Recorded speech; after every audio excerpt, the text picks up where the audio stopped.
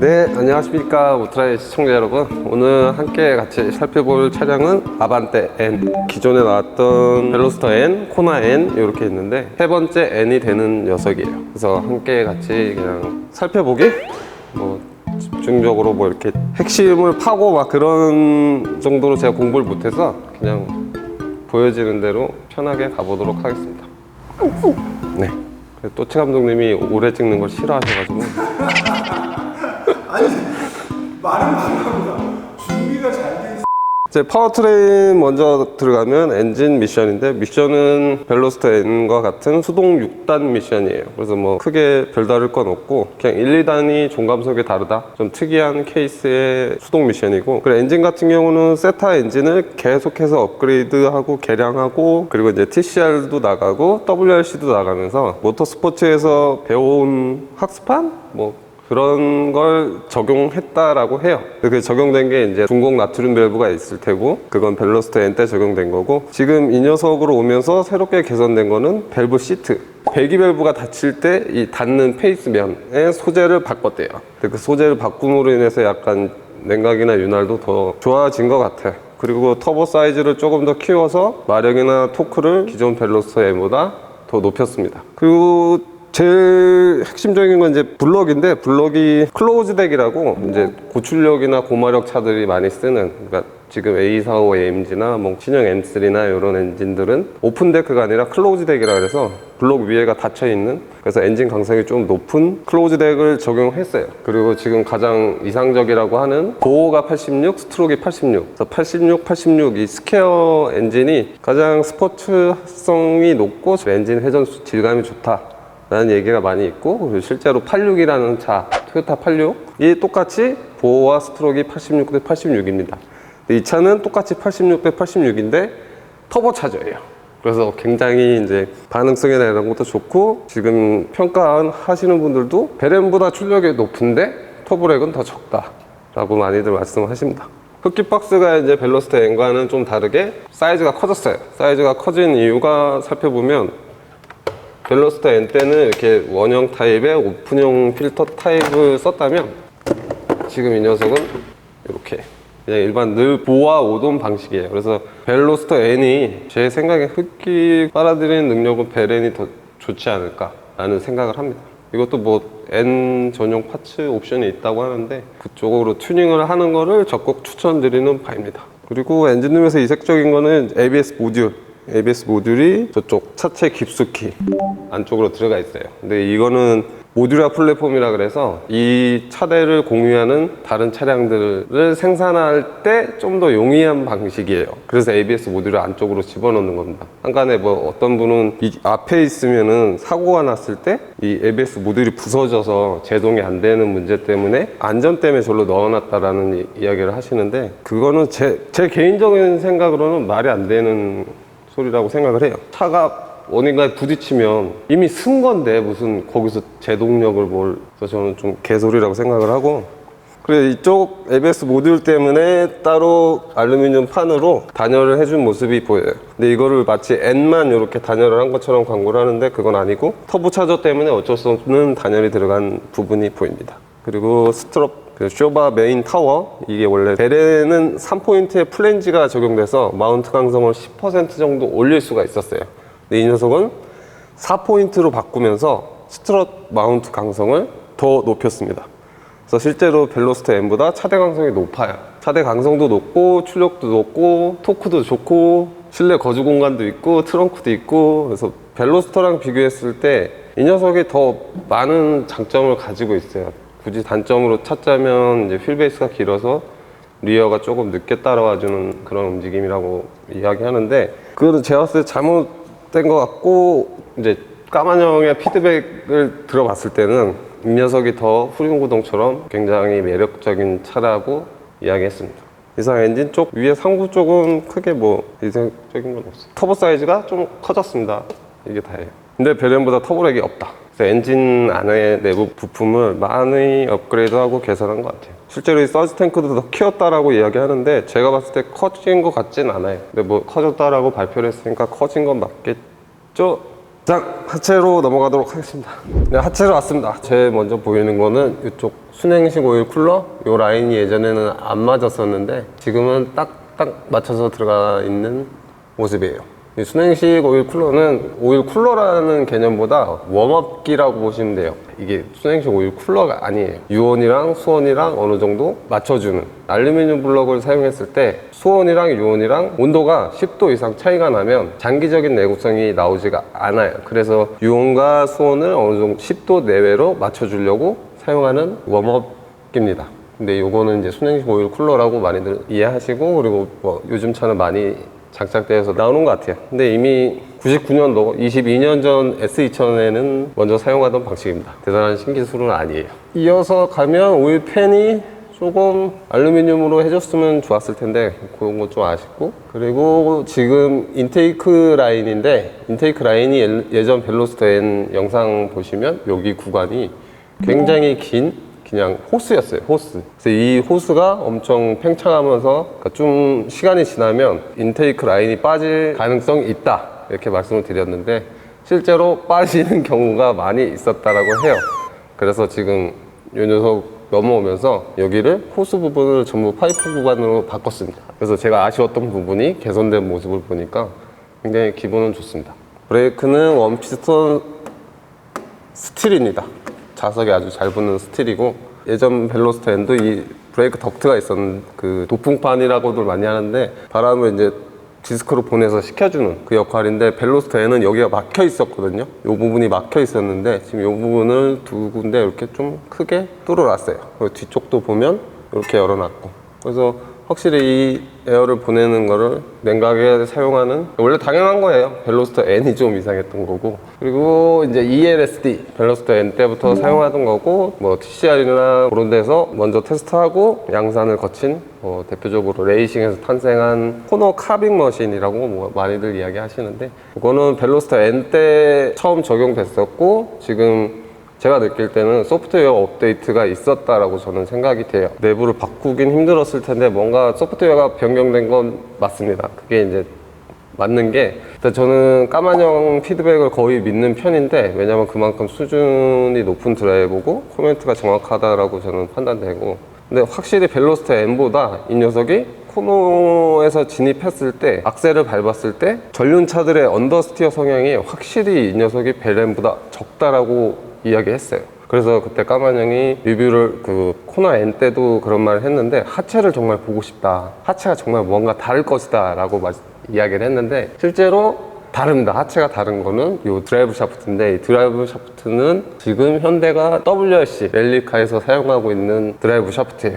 그래서 이 드라이브 샤프트와 ELSD 두 개의 조합이 매칭이 정말 좋아서, 실제로 연구소 분들 말로는 인제 서킷 기준으로 이 드라이브 샤프트 적용을 함으로 인해서 랩 타임이 2초 정도 차이가 날 수 있다라고 이야기 하셨어요. 그래서 저도 드라이브 샤프트 하나로 2초나 차이가 날 수가 있다라고는 생각을 안 했는데, 저희 모토클래스 대표님 얘기도 예전 수바루 STI도 리어 너클 강성을 올린 적이 있는데, 그 너클 강성만 올렸는데 랩 타임이 1초가 빨라졌다라는 얘기가 있어요. 그래서 이 드라이브 샤프트는 정말 많은 랩타임에 기여를 하고, 승차감에도 기여를 하고, 그리고 아까 말씀드린 토크 스티어, 언더 스티어 요거를 확실히 개선할 수 있는 녀석이에요. 원래 드라이브 샤프트는 샤프트가 있고, 샤프트를 잡아주는, 이렇게 움직일 수 있게 해주는 유니버셜 베어링이 있고, 그 앞에 허브 베어링이 이렇게 있어요. 그러니까 이 녀석은 지금 허브 베어링과 이 드라이브 샤프트 조인트 베어링이 이렇게 일체형이 된 건데, 그러니까 베어링이 하나가 삭제됐다라고 보시면 돼요. 근데 이 드라이브 샤프트가 하체가 움직일 때 샤프트가 이렇게 꺾이는데, 원래는 이렇게 날개 형태로 내려와 있습니다. 근데 이게 코너에서 범프를 받았을 때 이 드라이브 샤프트가 이렇게 펴지면서 드라이브 샤프트 컵 안쪽에 굉장한 부하를 줘요, 이렇게. 그래서 이 부하 때문에, 드라이브 샤프트의 저항 때문에 그 코너에서 악셀을 밟아도 안 나가는 경우가 있고, 그 출력도 제대로 전달이 안 돼요. 그래서 예전부터 레이싱을 하셨던 분들은 아실 테지만, 전륜 구동으로 레이스를 할 때는 이 드라이브 샤프트를 일부러 내려서 조금 잘라서 끼워서 사용을 했어요. 잘라야 되는 이유도 이게 벽에 닿는 저항이 굉장히 심하기 때문에. 그래서 WRC 같이 쇼바가 위아래로 막 30cm, 40cm씩 움직이는 녀석들은 구동계가 엄청 많은 움직임을 보여주거든요. 그러니까 이 드라이브 샤프트가 엄청 크게 움직여요. 근데 이렇게 크게 움직이는데 허브 컵이, 그러니까 허브가 있고 등속 컵이 있으면 이게 간섭이 엄청 심하고 모션이 크면 이 모션에 따라가기 위해서 컵 사이즈도 커져야 돼요. 그래서 하체도 굉장히 무거워지고 움직임 자체가 일단 제한을 걸어둘 수뿐이 없어요. 근데 이 녀석은 지금 드라이브 샤프트가 움직이는 유니버셜 베어링이랑 허브랑 일체형입니다. 일체형. 그래서 이렇게 움직일 때 보면 베어링이 같이 돌아가는 모습이 보이세요. 그래서 이거는 일반 양산차에서 적용한 거는 현대가 최초고 다른 브랜드에서 저는 본 적이 없어요.